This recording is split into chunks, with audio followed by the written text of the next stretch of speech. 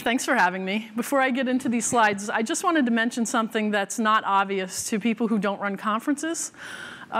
When you rent space for a conference, a company cannot sign the contract. It's on one individual.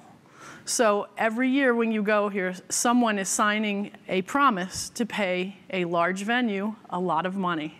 And it's all on that one person. This year it's on John Bonifato. So the first 2 years it was me, then it was James, and it's John. And I just want to thank people who put their butts on the line that way, because you're legally liable for that, whether the conference flops or not, whether you fill the hotel rooms or not, you still have to pay that. So thank you for putting your butt on the line and making this happen. John? Yeah. And yeah, it seems like it's running well, and I'm really happy to be back. So all right, let's get into it.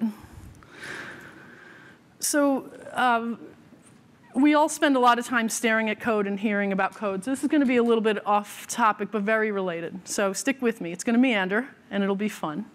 And just be patient. All right, so the format and the common threads, I'll first look inward and give some insights and look outward. There's no trigger warnings, because I won't get too deep into anything that may upset anyone. And then I'll give you some ideas for tech and people outside of its influence. And then care and maintenance of what I like to call our own internal operating systems. And then small things and the power of change. So that'll be like the common thread. All right, so a little bit of my history. I grew up in Queens. I'm a native New Yorker.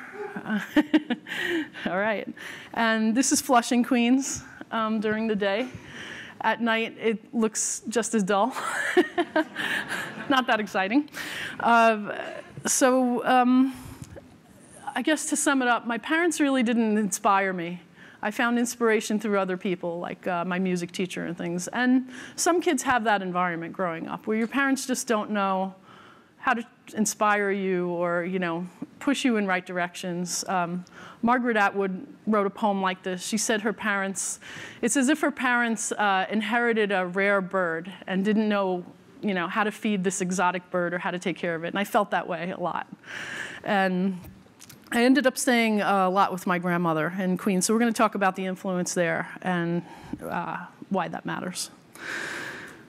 So yeah, this is an aerial of Flushing. You can't really see the red line, but Flushing's kind of on the right, and then that's LaGuardia Airport. And you can see at night, the reason that's significant is because as a kid looking for inspiration, like you look outward and you look inward. And the outward is always, as like a little 10-year-old, you're like, wow, I wonder where that goes. There's a light in the distance. What is that attached to, and where does it go, right? It's a way of inspiring yourself to just get the hell away as soon as you can, right? As soon as you're old enough, run. So believe it or not, these are significant in my childhood. I saw the blinking lights in the far distance of airports and tops of buildings. And you'll hear other people talk about this who had similar inspirations, like telephone lines, railroad tracks. They inspire you, that's your outward inspiration. It's like one day there will be an elsewhere that I will be, and I will find more inspiration there. So inward, we all know, some kids don't get a lot of opportunities to bring things inward. Some of us become avid readers, especially if we're introverts, right? We have a huge problem in this country right now where people use drugs, right? That's the thing they find inward. It's easier to get. And the reason I show you this laptop is because it's something right now that's affordable that could actually be given to kids that need inspiration, right? The things they need to bring inward. So this is an IBM ThinkPad T420. This machine is about 12 years old, and it is an amazing laptop even today. You can upgrade the memory to 16 gig.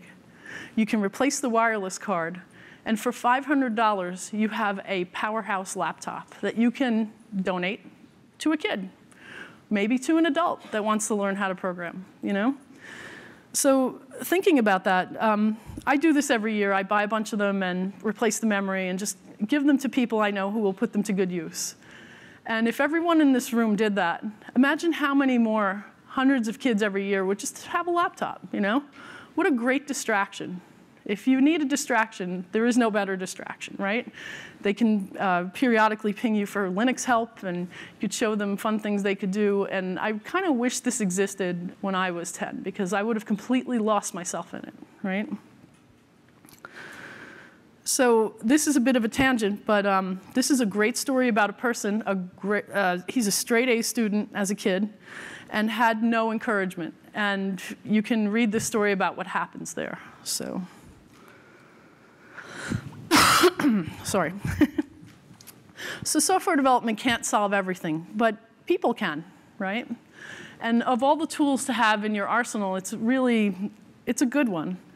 So the theme of this talk, one of the themes, is about the small acts we can take to influence things around us. There's a lot going around right now in terms of environment and economy and politics.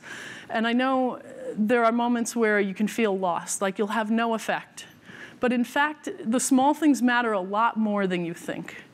And if you were able to affect just a tiny bit of your environment, just people around you, it really does matter. And I think we need to get back to that kind of grassroots way of looking at these things and how we make change happen, right? Which is why I'm talking about this. So the laptop, again, it's a small act, but it's a huge impact for someone that may not be able to afford a laptop. And quite honestly, for each of us in this room, $500 a year would not break the bank, right? So the laptop, the encouragement, one person, a few interactions, these things don't take a lot of effort, believe it or not. Kids who are looking for inspiration, they'll remember the brief moments they had with someone positive who told them, you are able to do this. And you're able to really excel at this if you work at it. They do remember those moments, and it doesn't take a lot of work. And in their darkest hours, you could be that inspiration just through a few simple acts. So it does matter a lot. So you're introducing them to a new world of open source. You're providing them occasional tech help. But if you give them a good push, amazing things could happen. And this is true with the adults that cross your path, too. You may know adults who are in food service that you bump into every day, or, your doorman, your delivery person who just sees what you're doing and goes, wow, that's interesting, what are you doing? Share that with them, they're curious.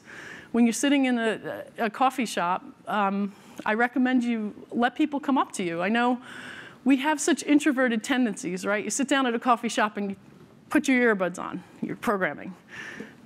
Try something different and take them out and let people approach you. Give off a vibe that it's okay to approach me and see what happens. All right, so now my grandma. So this is funny. She has influenced me in some really reversible ways, ways I had to figure out how to reverse, but some of it is quite funny, actually. One of the things she told me, I think I was about 14, she said, if you're in a falling elevator and you jump before it hits the bottom, you won't get hurt. So think about that from the physics perspective. It's okay, well, I've been to Great Adventure on that free fall ride, and I can't even imagine, I get pinned to the top of it. How could I even jump? I'd be stuck to the ceiling, So I told my grandma, you've never been on the free fall. You can't jump. That's not. She's like, no. That's how it works. Okay. All right, Grandma, that's how it works. So, of course, being a grandma and being from a certain era, she would, pretty often come out with blah, blah, racist, sexist, anti-Semitic comments. And being a rebellious 14-year-old and knowing that she was wrong about the elevator, I would look at her and go, come on, Grandma, really? Are you serious? And, that's the good news, is that, you reach an age where you're old enough to question. And if you're in a city, your external world shows you something very different than what your relatives show you, right? There's a conflict there, and you go out, you step outside your door, and you're like, the outside world is showing me something very different than what she's telling me, so something's wrong, right? And you reconcile that. So the reason I bring this up is because, as it says here, the seeds of our implicit bias were planted by someone else's explicit bias. often by people we trust, before we realized what was happening to us. So sometimes this happens younger than 14, and you don't know the difference. You don't have the exposure to the outside world to tell you that there's a conflict, right? Something's wrong. So my grandma, she had her stopped clock moment. There's an expression that even a stopped clock tells the right time twice a day, right? So her stopped clock moment, which she was right about, is that hot water freezes faster than cold water. And I'm like, Grandma, you're nuts. There is no way. This is impossible. But in fact, she's right. Okay, under certain conditions, hot water will freeze faster than cold water. It has been proven. It's been tested. Those conditions have been repeated. And if you're going to try this at home, don't use the plastic ice cube trays you're playing with. Use these. That's the old style ice cube tray that my grandma's generation had before the plastic ones came out. So it's got the handle in the middle, and you have to pull the handle out to pop all the ice out. So get yourself one of these and try it yourself. All right, so here's another great quote from my grandmother. She says, yeah, good thing you're studying computer science. You'll learn how to type, and that's a skill you'll need to find jobs. Okay, Grandma. So I actually got really upset about this one, and I rebelled against her, and I decided not to touch type. I'm like, I'm not learning to touch type. Screw that. And to today, I still don't touch type. I peck. And I've actually tested my typing with friends, and I'm quite fast, even though they touch type. So I'm right behind them. I'm not as fast as them, but I'm almost as fast. And I've never gotten carpal tunnel syndrome, ever. So I got to thank her for causing me to rebel against that. That was a good move. I spend so much time, and I have, in the past 30 years, in front of a computer and have never gotten carpal tunnel. So thanks, Grandma. All right, so the reason I bring this up is because I've really, over the years, tried to make an effort to look at my personal operating system bugs, kernel panics, core dumps, right? My internal implicit biases and things like that. So implicit bias, all right, maybe there should be a trigger warning. I'm about to mention herpes simplex 1. It's ew, right? So implicit bias is like herpes simplex 1, which is called HPV1. Many of us have it. About half the people in this room have it. Most of us don't know we have it. Unfortunately, almost all of us have implicit bias, though. So implicit bias is more prevalent than HPV1. That's a little scary, isn't it? And it has modified our DNA. At least implicit bias feels like it has. Like when you really start to look at your own bias and how you were influenced, it does feel like it's difficult to fight. Like, wow, this is like deeply ingrained in my psyche, and how do I unroot this thing and get rid of it? This is nasty, you know? So the good news is fixing implicit bias can happen. You're debugging your own kernel, essentially, which is not easy. It takes a lot of self-awareness, and it takes some work, just like finding and fixing any other bug. So what I found is if you don't take the process, I guess personally, what I mean by that is if you find these flaws in your own operating system, don't get offended, don't be ashamed, just fix the bug, just like you would with any other source code, right? You find it, you fix it, you move on. So if you treat it very pragmatically, like bugs, you can take care of it and kind of detach yourself from the nastiness of, ew, I found that. That's nasty. And instead you go, no, I found a bug. I'm going to fix it.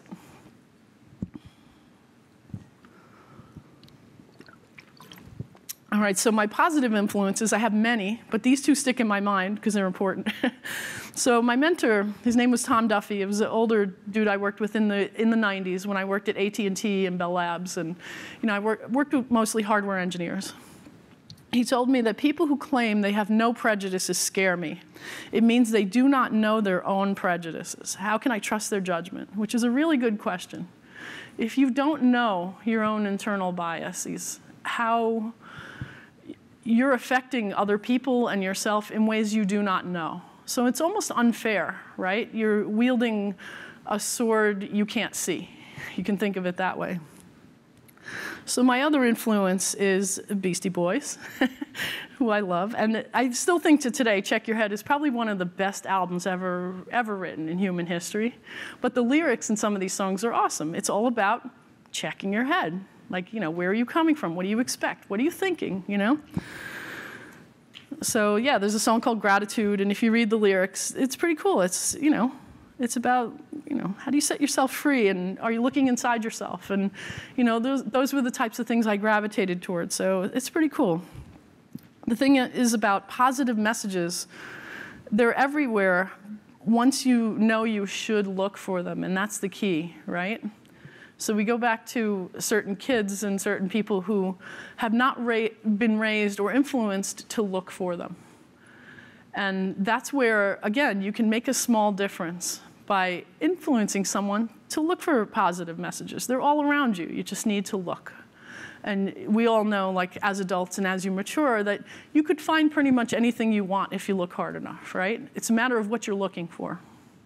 So conveying this to a 10-year-old that may seem lost at that moment is really powerful.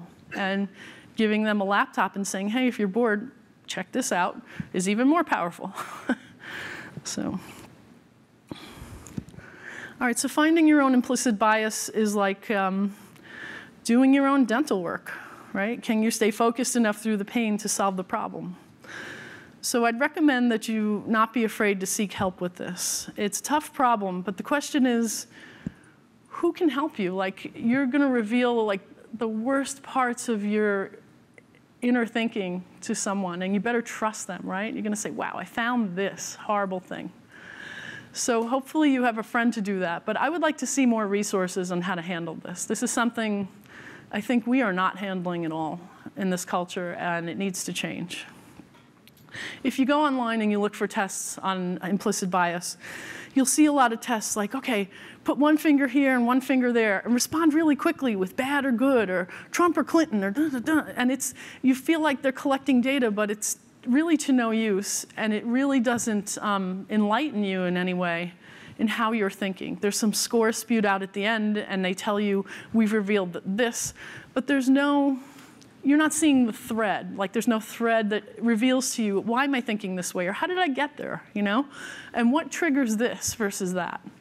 So online tests are, I don't know, they're just not that great. If anyone has had a better experience, I'd love to hear about it after this talk. So I'm hoping, one of the things I'm hoping in this fine geeky room of smart brains is that someone writes an augmented reality game where I could step into someone else's experience and feel, you know, the discrimination they suffer, and feel how implicit bias affects them, and feel what they feel as they're walking around through the same world I'm walking around in, right? But I don't have the same experiences. That would be profound, and I think it would be pretty cool. All right, so to try to remove implicit bias when I'm interviewing people or reviewing their code or doing other things, I have meditations that I do. And one of the Buddhist meditations I've found, you know, through a friend is he says, envision everyone as a skeleton. And, you know, that's like the great equalizer. And that's depressing. That's morbid. That's not my style, you know, like everyone's a skeleton. It just doesn't do it for me. So I went back to my days in the hardware labs where I worked. And one of the most common engineering phrases for human beings is bags of water.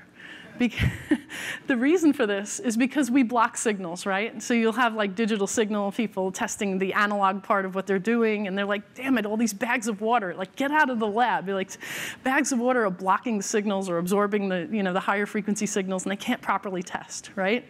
So humans were bags of water.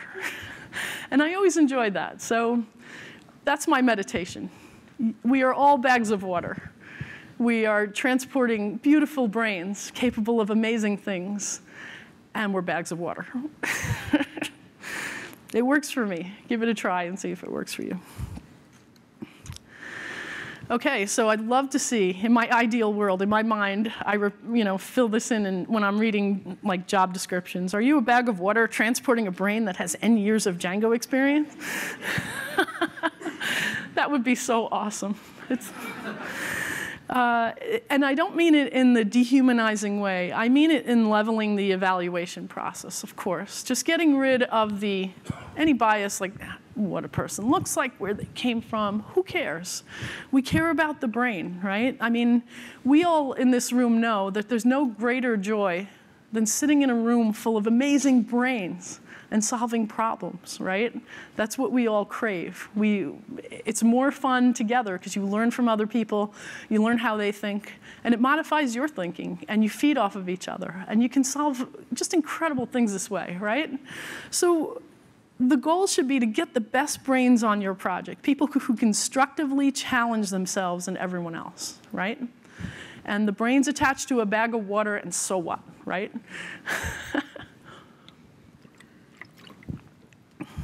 Okay. So it's important, really important, to know your biases way before you interview anyone, before you review people's code, before you give anyone advice. It is really important to know where your head is at, you know?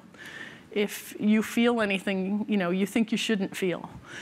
Maybe you bounce it off a friend and say, do I have a bias I'm not sure about? Like, just check my head, you know, for me.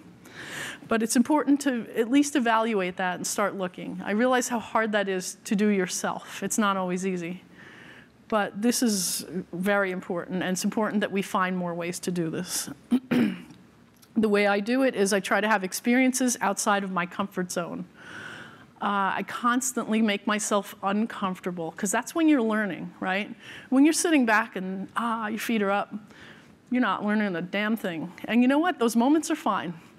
But it should be like a sine wave, right? You have moments where it's slightly high stress, there's some tension, you're learning, you're changing, you know, it changes you in some positive way. And then you take a break. And then you have, you know, the upper curve of the sine wave again, and you're uncomfortable. And that's how I've done it throughout my life, and it's been really productive, like placing myself in jobs where maybe I only know 50% of what I should know, and I have to learn the other 50%. That's great. I mean, it's stressful, but it's great, right? Because you know you can do it. It's just a matter of focusing, and you know, same thing with your internal kernel panics and your OS bugs. If you focus on it, you can find them, and you can fix them. You know, again, treat it like the source code. You spend so much time reviewing because we're all hyper-conscious of the fact that someone else may look at my code, right?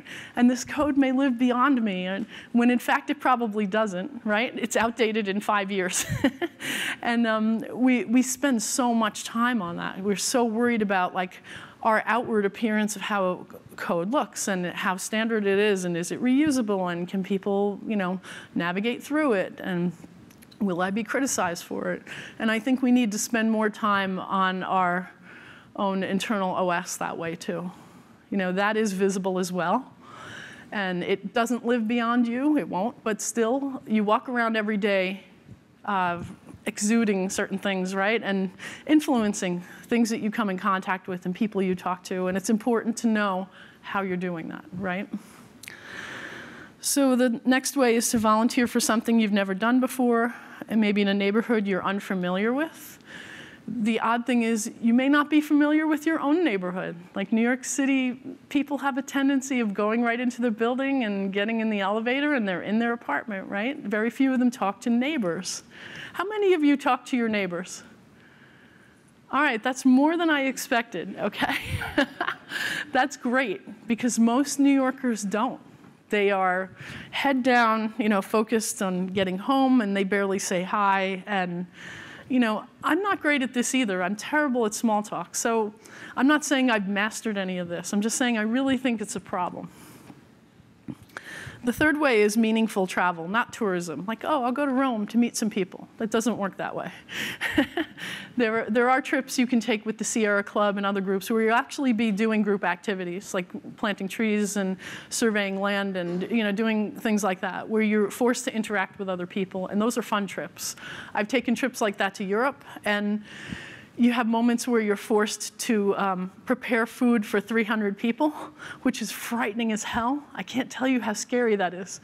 But you make it work. You and the 3 other people that have kitchen duty that day are like, all right, we're going to spend 6 hours peeling vegetables and chopping, and we'll make this happen, right? So those are great experiences, and I recommend people have them. All right, so small talk. Let's talk about small talk, because so many geeks are bad at it, right? So many of us are introverts. And I say this too. I'm like, wow, I'm so bad at small talk. I hate it. I feel like I don't know how to do it, right? I do it incorrectly. I don't know how to begin. I don't know how to end it. It's awkward, right? So what I'm learning is that it's actually really important to have small talk. Small talk is less about conveying information, and it's more about empathizing briefly with a person. And this is actually important. As a developer, it's important. As a human, it's important. This is important stuff. So you can also discover bias this way, too, because you're kind of, the person you don't know, a stranger, you're bouncing things off of them. And you may discover something you weren't aware of before, and you're like, wow, I didn't know I felt that way, and now I do. And I'll fix that bug in my operating system. So most introverts I know have said to me in confidence that they wish they were better at socializing, right? When you're trying to be cool, you're like, yeah, I don't do small talk. But in fact, a lot of introverts want to, and they want to do it better, and they want to be more human about it, right? You don't want that awkward moment in the elevator where you're like, what do I do? So I recommend practicing. It doesn't have to be perfect. Like, the person you're talking to isn't expecting anything, especially in New York. They don't expect you to say a word. You may even shock them, like, wow. So it can be great practice, and give it a try. You have nothing to lose. And if you feel like you're making a fool of yourself, it's in front of a stranger. So what are you losing, right? You leave the elevator, and that's it. It's over. Okay, so now what? Your implicit bias is being fixed through continual work. You're socializing more. You feel good about it. Just keep practicing, right? Little ways in which you reach out or make yourself accessible in public and in different places. So encourage people around you to play with open source, like we talked about. Not just kids, but the more you make yourself accessible, the more people will come up to you and ask questions. Hey, what are you doing? What are you working on? What is that? People are curious and they'll want to know. And just, be open to that. And give off a vibe that's like, sure, ask me questions. And try it out and see how it goes. Take your earbuds out. I'm really bad about this. Wow, I'm so bad about this. So I'm still practicing, because for whatever reason, people always ask me a lot of questions. So sometimes I can't get things done unless I shut out and give off a please leave me alone vibe, right? But then I probably should be hiding anyway. I shouldn't be in public doing that, right? So this is a superpower. You're affecting people in tiny ways when you have these little discussions with them about tech and about programming and open source. You can really kind of get them excited about it in a few minutes of conversation. And you don't know what that person will do next. They may write something phenomenal. You'll meet them 5 years later, and they'll be like, hey, I wrote something. And I've met a lot of people like that. When I used to run the New York City Python meetup, I'd have these 5-10-minute conversations, and then bump into people periodically and then see them 3 years later, and they'd say, I'm now the organizer of X, or I wrote Y, or I designed this game. And it's so impressive. That's what we should be doing, right? All right, so we need more bags of water transporting juicy, powerful brains to solve problems. So you know through the media and everything else, the problems are coming at us at all sides. Maybe they've always existed, but now we're being more aware. Don't get discouraged, all right? It's very easy to look at all this and get super discouraged and say, wow, I don't run a large nonprofit. I can't solve these problems. But again, grassroots small changes. You'd really be surprised if so many people change their mindset to think and act locally, affect the things right around them, the people right around them.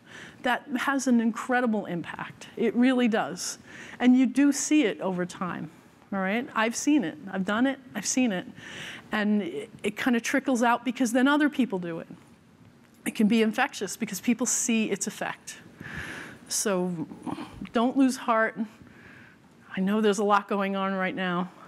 Focus on something that you are comfortable changing and affecting, and just try it out and see what happens. All right, so there's something called an angelic troublemaker. There was an article in Medium about 2 months ago. The title was something like "The No BS Way to Get Teams to Work Well Together." It was a great article. It was really short, actually too short, not enough information, but they put out this great chart. So I want you to look at it for a second and decide where you sit on the chart.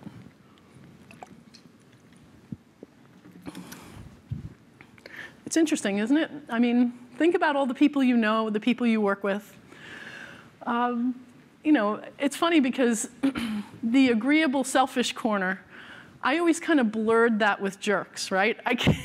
Being a geek, I always wondered, like, why are you doing anything political? But in fact, as you start to organize things and as you work with different types of people, you realize that, you know, when I'm organizing a tech event or I want to start, like, you know, some kind of organization to get something done in tech, the agreeable yet selfish person who wants to get the fame can actually help you.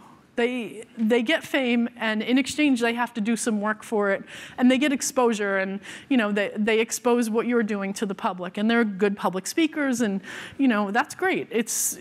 They have political motives. They probably want more visibility for themselves, but at the same time, they can help you. So don't dismiss the agreeable, selfish person so quickly, fellow geeks. I know how we do that, right? We're like, you're not technical and you're political, right? So the agreeable, altruistic people are the people you need to just get things done on a regular basis, but they don't affect change. Those are the people who are called angelic troublemakers. So they're altruistic, but they'll disagree with you.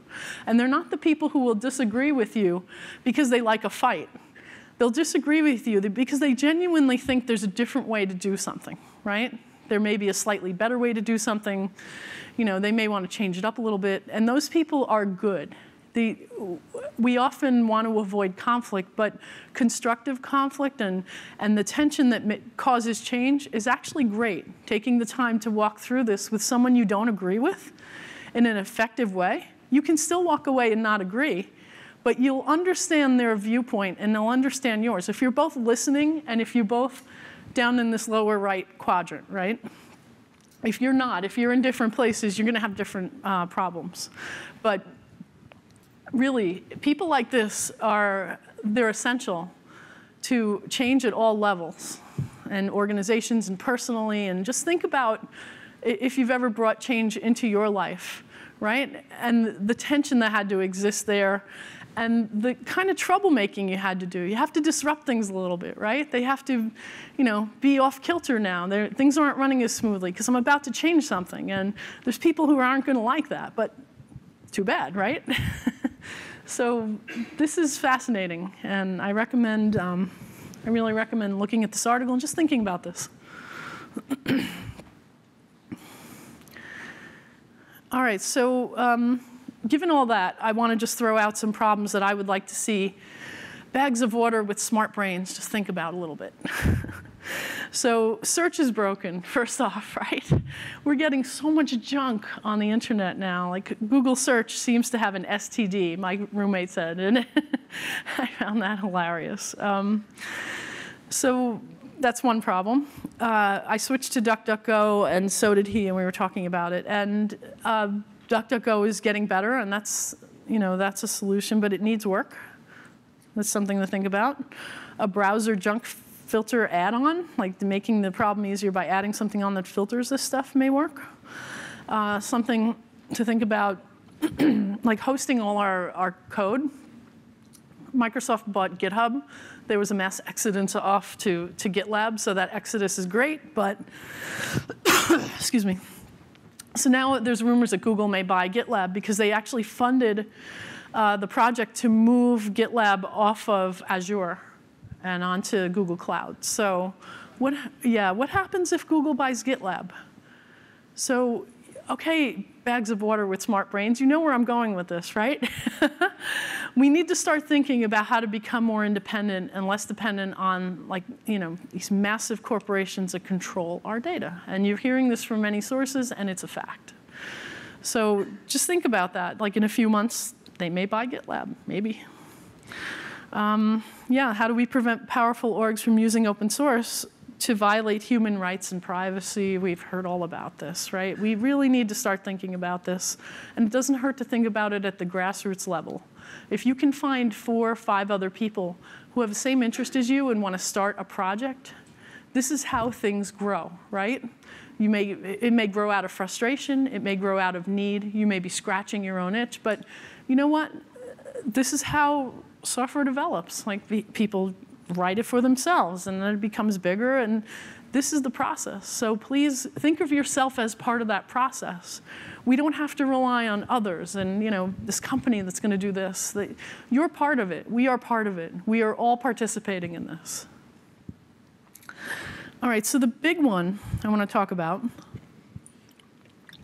is improving interaction online. So human interaction online, I wanted to come up with a good analogy to describe it, and this is what I came up with.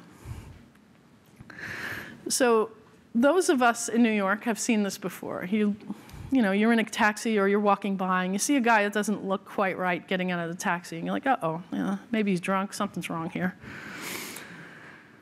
Okay, so yeah, I'm still staring at him because it doesn't look quite right. And then, yeah, oh, he's going to spew.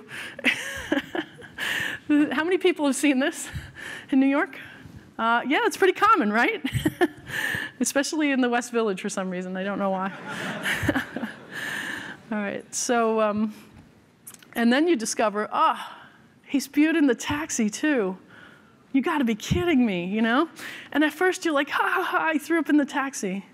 But then you realize, wait a minute, that poor guy has to clean that taxi. That sucks, And he's got to air it out. Who's going to sit in that taxi for the next 2 hours? Nobody, right?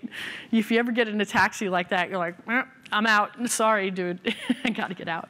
So yeah, that's what happens. And that's how social interaction feels to me online. It's just watching or interaction at first seems fun and engaging, and maybe something happens, and you're like, ha, ha, ha. Then an argument starts, right? And then you just kind of sit back and watch again. And then you realize that this is happening at someone else's expense, right? And I'm not doing much to fix the situation. So I become a helpless voyeur watching other people's pain, which absolutely sucks. I don't feel good about that at all. And I didn't follow my own philosophy of leaving the campsite slightly better than I found it, right? Which is a common camping expression. And at the end of it all, it turns out to be a waste of time and energy.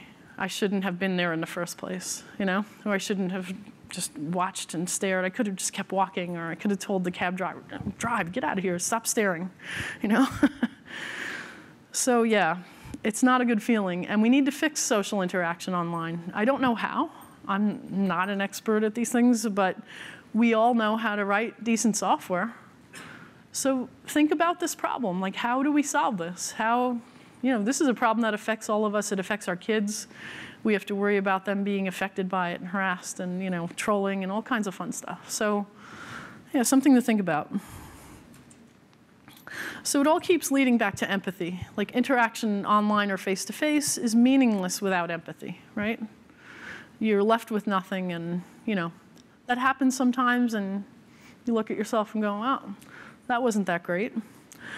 And we seem to have no common effective way to empathize with people who are not in our daily lives, people who don't cross our paths on a regular basis.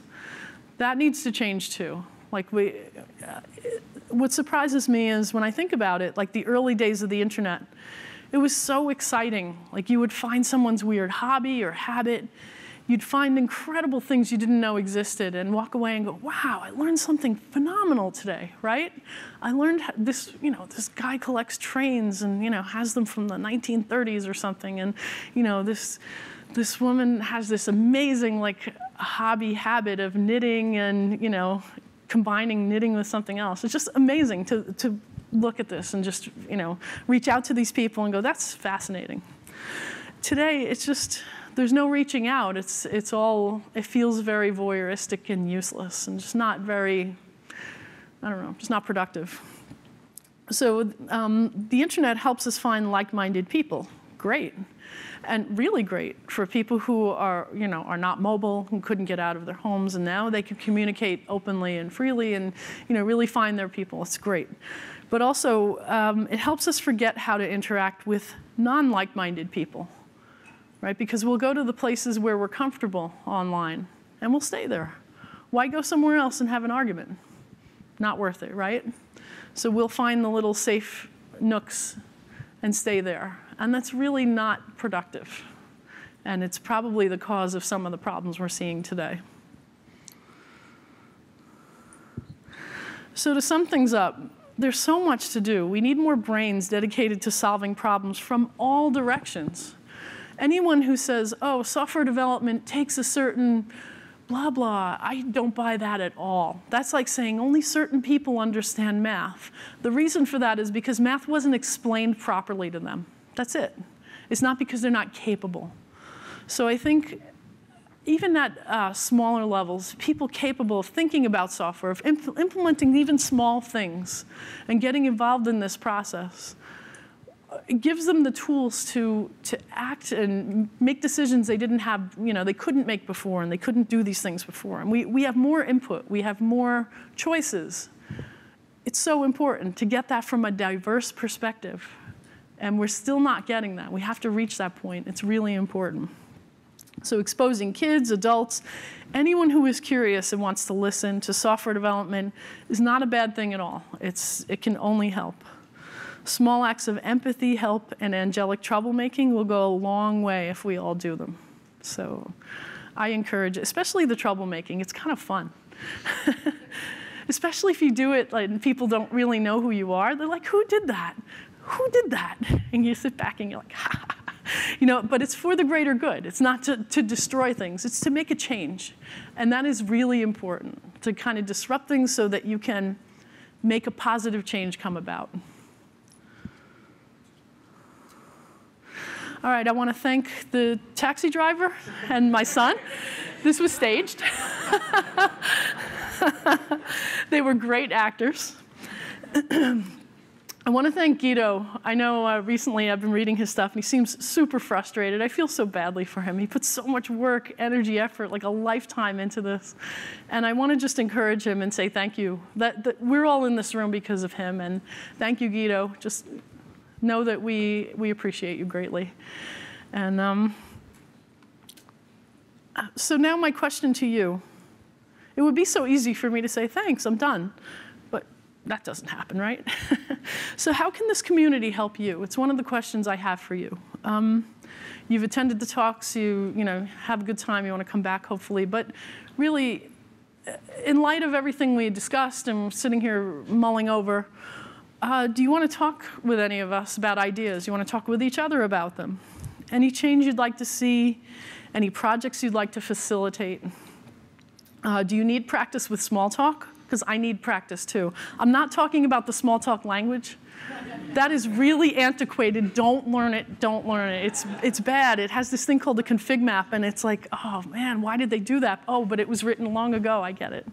So yeah, so small talk, if you need practice with it, I do too. I'm not great at it, and I'll practice with you. So let me know, all right? And that's it. Thanks for listening, and yeah, hope you enjoyed yourself.